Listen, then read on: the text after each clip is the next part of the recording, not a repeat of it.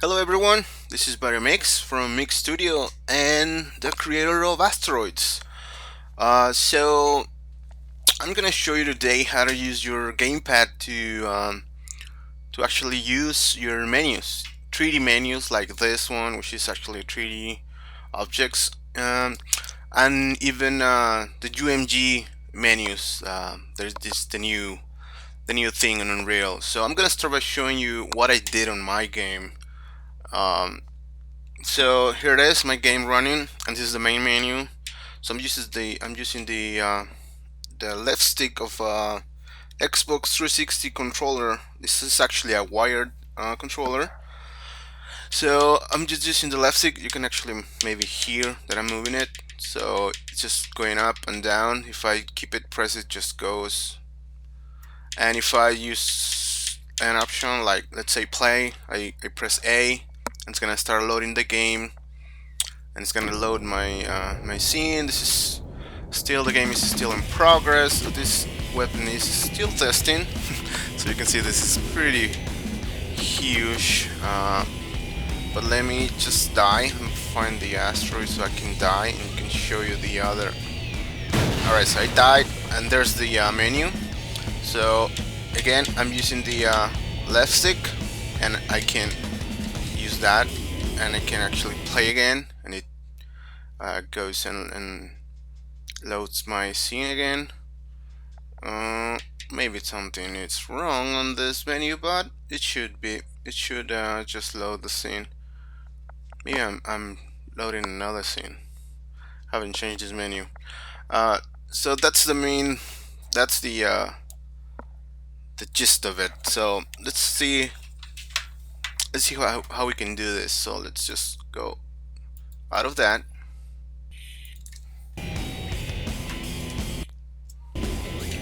Alright, so I'm playing again. Let me just die again. So let me just, okay, I just make the health really low so I can die again. So you can notice that this is actually a UMG menu, and I'm moving the left stick and I'm selecting stuff here. You can see I'm printing some debugging text on the upper left corner, just the index of the option I'm selecting. I can go to the main menu back if I select that. So that's pretty simple stuff. So let's see how we can do this. All right.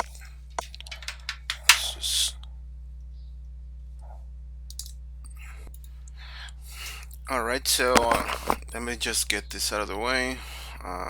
You might have noticed that I'm using 4.7, but I'm gonna be using 4.6 for this tutorial, so everybody has the same version.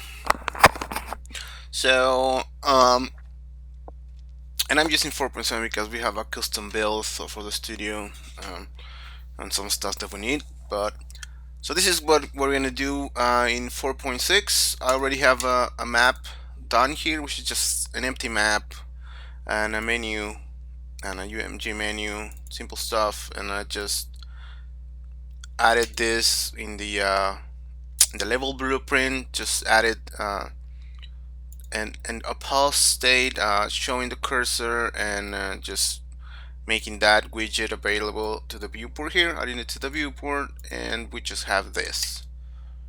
It's like we have this, right? Those buttons do nothing at the moment, and so let's do something with them. This is behaving weird.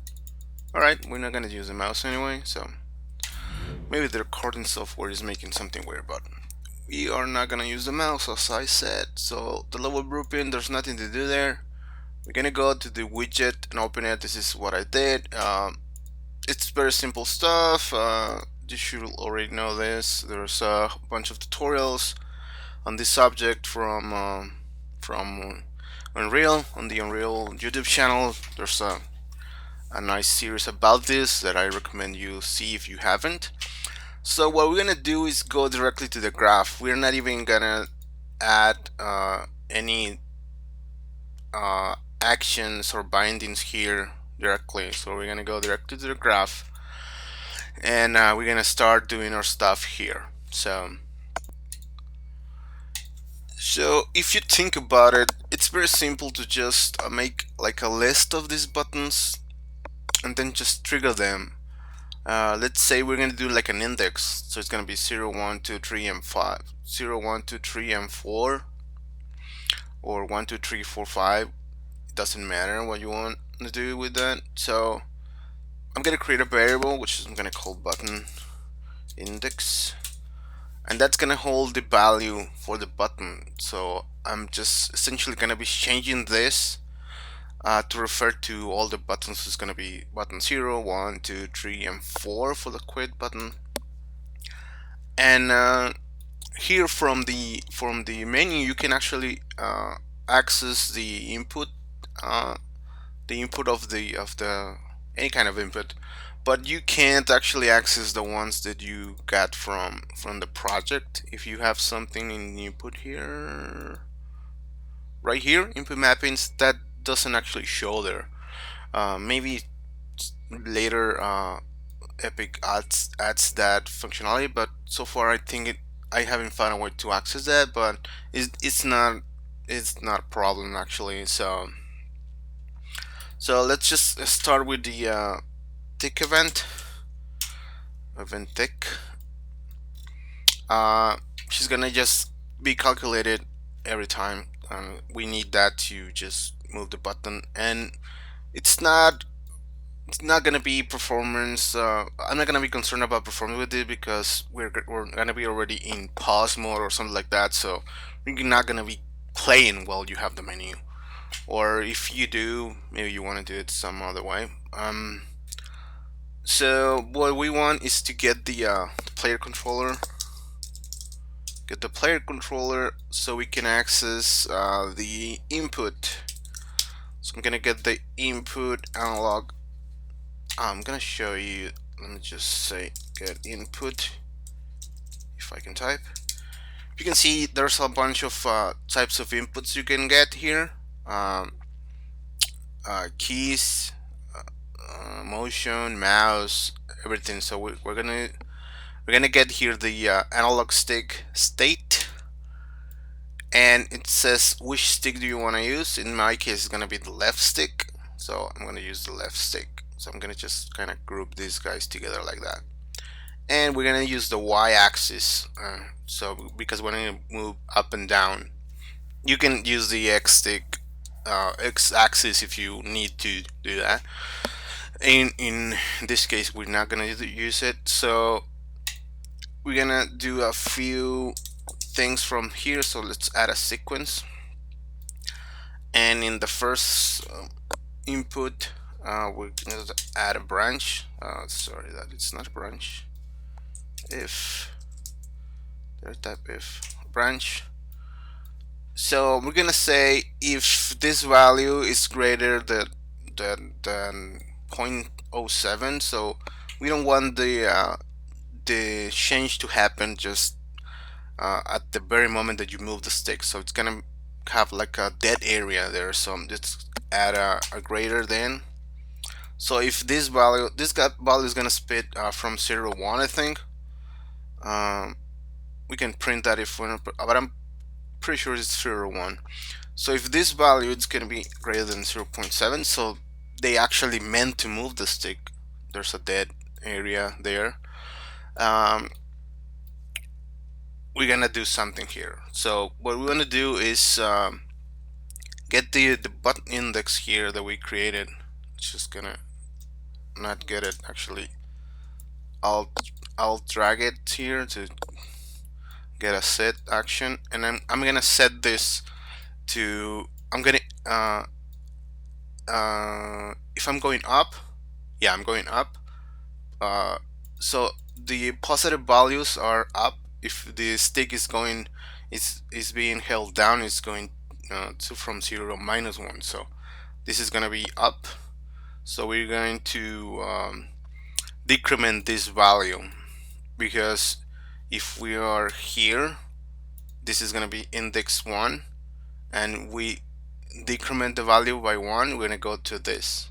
Or if we're here at index number 4, you're gonna, if we press once up once, we're gonna go to 3 and then to 2 and then so on. So what we're gonna do is now get this guy again. So whatever current index number you are on, just subtract 1 from that. So that's what we're gonna do here. Just subtract 1. Don't make the mistake. Sometimes I made the mistake of getting a -1 and then not also putting -1 there, which is stupid. So now that we have that, we can actually print this, and this is probably the meat of this thing. It's just so we can just print this guy here and see what it's gonna be doing. Don't think that this is gonna actually print this right away before this happens. So this is gonna happen first, and when this happens, this is gonna trigger, and then it's gonna go and get the value. So it's printing after this. So sometimes getting these cables from here to here might confuse you, but just see the order of operations are. Oh, okay, I'm gonna set this, get this guy, and just get this guy, and then evaluate. So now then when we go here, we just, oh, I'm gonna print a string and then get this value, which already has already been evaluated here, and it's the next value. So just in case you get confused there.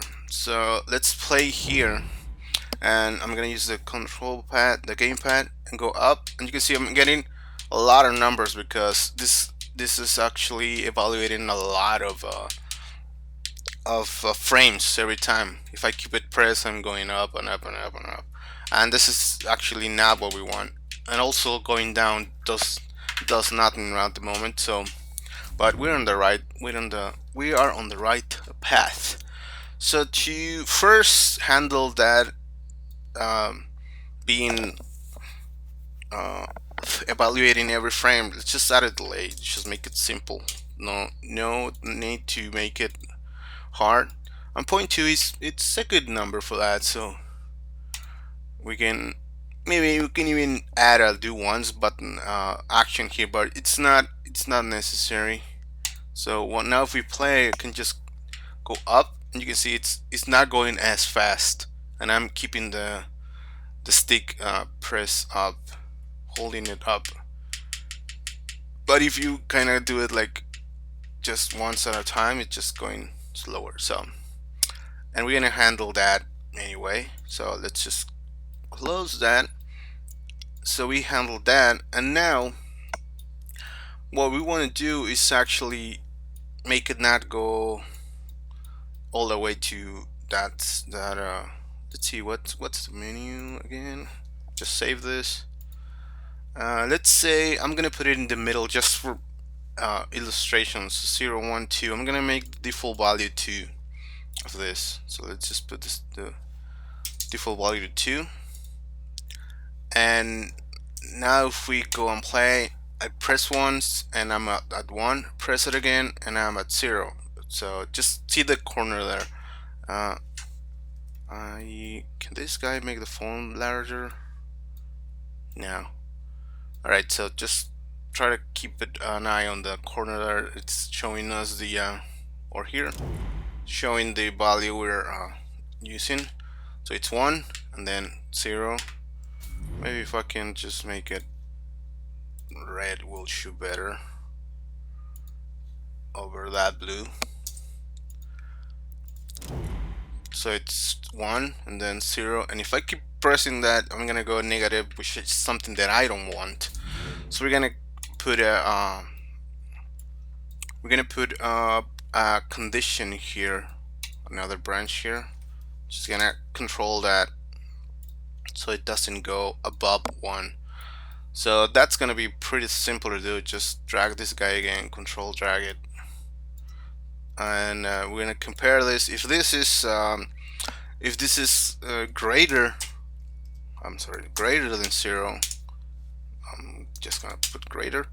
If this is greater than 0, then we do this stuff. If not, it's just gonna stop there. We're not gonna go above 0, or actually below 0, sorry. So if now I go and press, it's 1 0, and if I press again, it's not going to -1 stuff. So we have a, it's gonna stay on this thing. So the same thing we can do for going down actually. So we can just actually copy all this stuff, duplicate it, Control W. Oh crap, I'm gonna do it again because I messed up. I put it down here. So if this is not going I'm sorry, if this is going down now, just wait for this to save. I can just compile before I crash or something. Now if this is less than minus 0.7, which is going, now we're pressing the stick down, this is gonna happen. Of course we want to connect this to the sequence. It's gonna be the same thing. Just kind of line this up so it makes sense. Alright, so now if we're going down, I can actually make a comment here, but not for now. We're gonna still do a delay, and now we're not gonna check for less than, greater than 0. We're gonna check for if we're less than 4 actually. Less than, okay, less than, and the index is gonna be 4, the bottom one, and we're not gonna subtract, we're gonna add to it, which is, I'm just doing the opposite of what we're doing in the other branch here. So now if we do that and we print, if we now go here, so when we go down, we're gonna also print what's happening to this variable, which is we're doing the same, modifying the same variable up here and down here. So let's just make this a little bit lower so it doesn't get confusing. So if we compile that and save it, and now we're going to play, we can go up and we go to 1 0. We can't go over 0 or under. Well, I press down and I go to 1 2 3 4, and I can't go below 4 or over 4. I'm getting confused because of the order of the menu. 4 is down, 4. So, but you can see it's working. I'm moving the stick up and down. It's working. So this is basically what's gonna control the menu. But it's just a variable for now, right? So to actually do something to the menu, what are you gonna do after we print this? If you can keep the print, or you can just remove it if you want. We're gonna do a switch, and a switch int, switch on int, and we're gonna add 5 pins, 1 for each menu entry, 1 2 3 4 5, and the default one is gonna be the one that you're gonna select by default. If you want to do that, I'm just gonna grab and put that the button index is gonna control this switch, which is the variable that we are modifying, right? Sorry, you may be hear my dog barking in the background. It's okay, he's kind of crazy. So what we're gonna do here, let's say we are at number 2, which is the default, but for now is the default number for this. What we're gonna do is actually set the background color of the elements on the menu. So if you go back here, you can see that these buttons, let me just try to select the button, they have a background color here. So that property we're gonna change. So we kind of fake the highlighting that happens when you hover over with the mouse. We're gonna change that to use the gamepad. So I'm gonna set background, but I need to get, let's say, this guy. This is the button number 2. I'm gonna set the background of it. So the background color is gonna be a number 2, and let's put this down here. You can set the background color here. It's just like changing the color on the properties here. Let me just select that. It's the same as this property here. So if let's change it to something really different, like let's say orange, and compile that. You're gonna see if I play this, it's gonna have, when this thing is oh, there it is. So it's now it's I don't know why. Oh yeah, by default it's not doing that, but you can see that that it's just the one, so it's not changing. So we need to do that for every single button there. And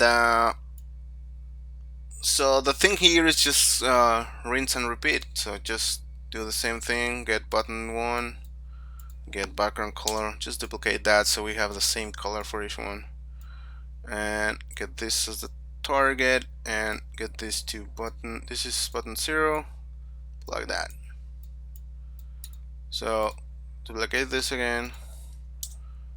It's just gonna be as simple, just as much buttons as you want, just duplicate that. I know it's gonna be a little bit of work, but that's what we get paid for, working. So that's gonna be for 1. It's not that hard, it's just duplicating stuff. You can't complain about that. Let's duplicate once more for 3, and for the last one just plug those in and arrange those as you want. I'd like to arrange this stuff like this. And one thing is that if you want to be highlighted by default, you can just run the default cable here, or noodle, or whatever function you want to call it, to, let's say, number 2 is going to be the default. So when we run, just compile and save, that's going to be already highlighted, but it's not for some reason. Alright, so it's highlighting 3 and then 4, then if I go back, highlighting 2 and 1 and 0, but it's not going away. It's just making everyone selected, let's say. So yeah, the reason this is not running is because we are not moving the stick yet at the beginning. So what I did for that is actually just make a branch here. Let's make a reroute node, and actually from the sequence to the reroute, not here, sorry, let's try that again. Make a reroute here, and let's just make a do once action here, or a function, do once, and let's run this to the switch. So this runs at the start just once and sets the default value, because since we're not moving the stick, all this stuff is not happening until we start moving.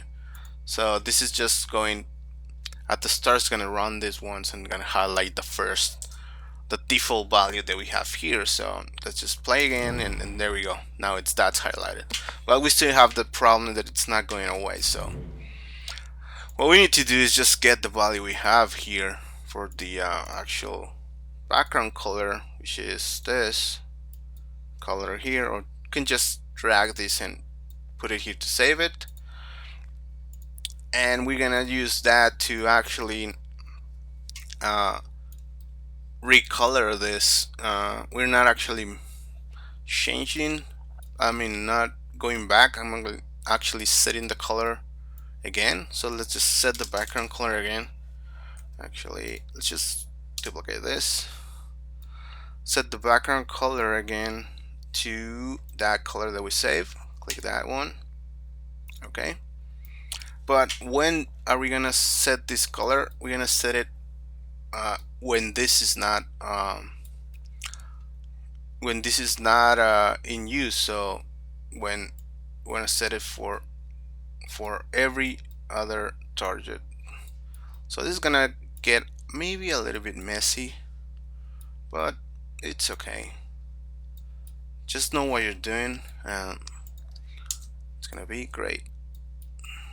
So let's just put a few of this, guys. Maybe move them a little bit so you kind of see more where the wires are coming from, and make one for each.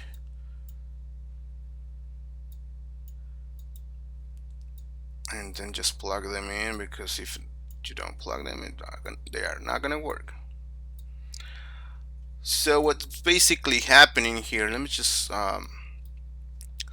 connect everything. So I'm connecting uh, every button but the one that is highlighted. So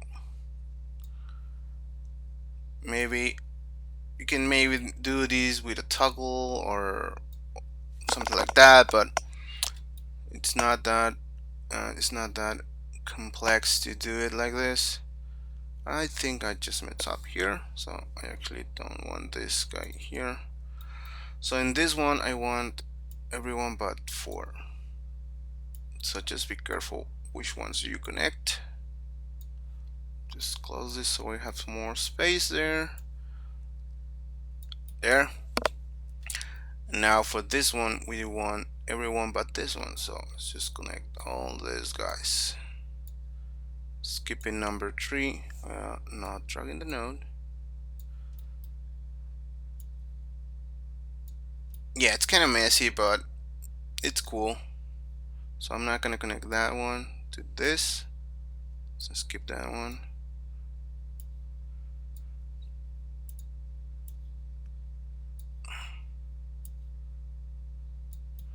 And now for this one, everyone but 0. Maybe you can just make a blueprint of this and make it more simple and automatic, but for now this is what I did, so it's cool. I compile and save that.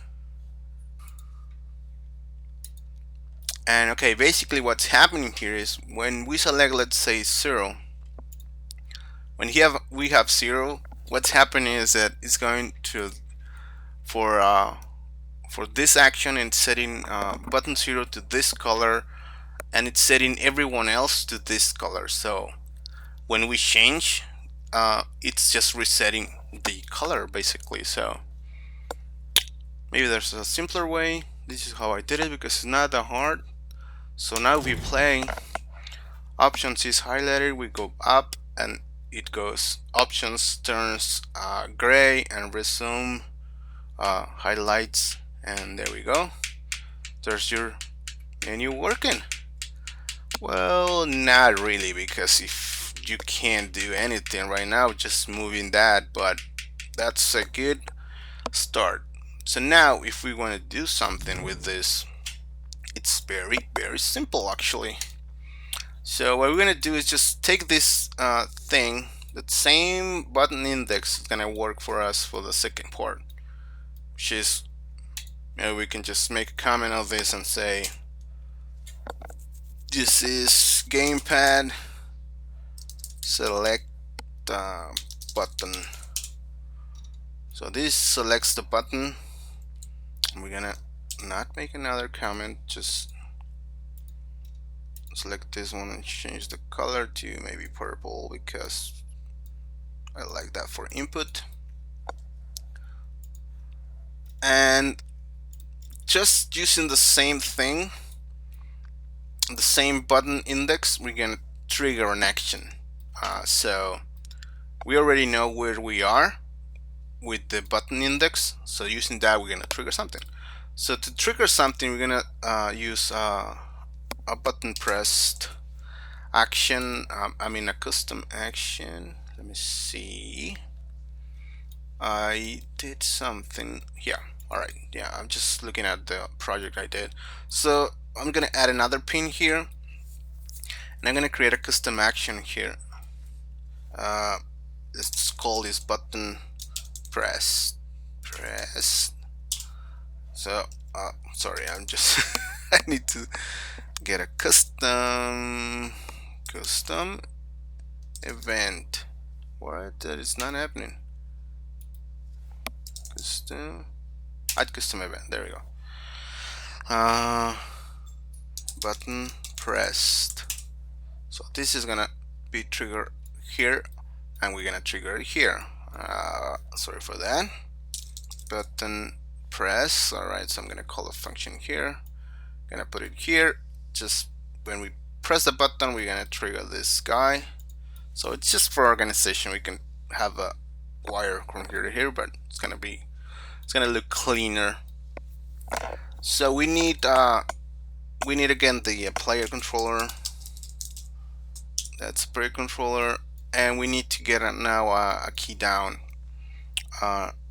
And there's a function is input key down. So we just get that, and we can map the key that we want here. In this case, we want the gamepad, of course, because we're working with a gamepad.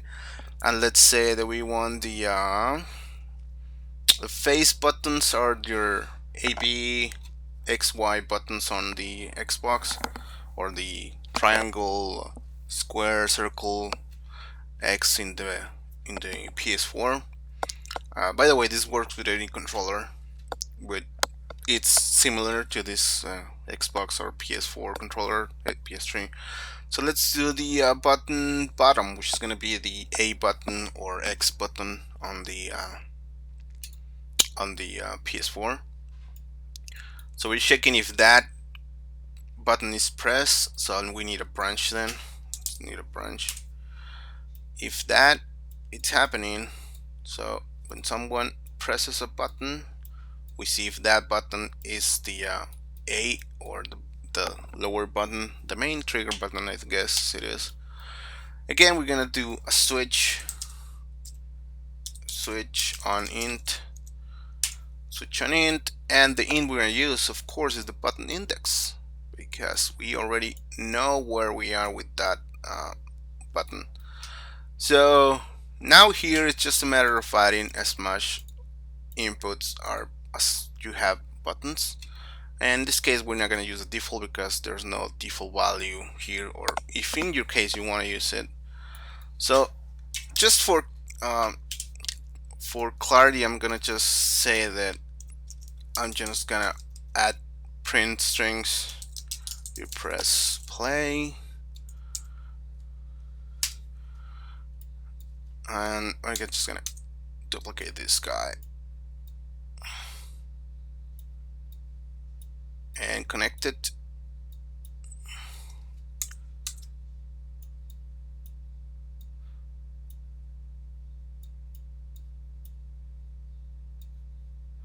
So there we go. I have an action for, I know that bottom one is quit. You can maybe get the button and get the value of the button from the text, but you might not gonna do that in your actual game. You might just gonna load the level here, open another menu, or replay the level or something like that in your actual game. So resume options.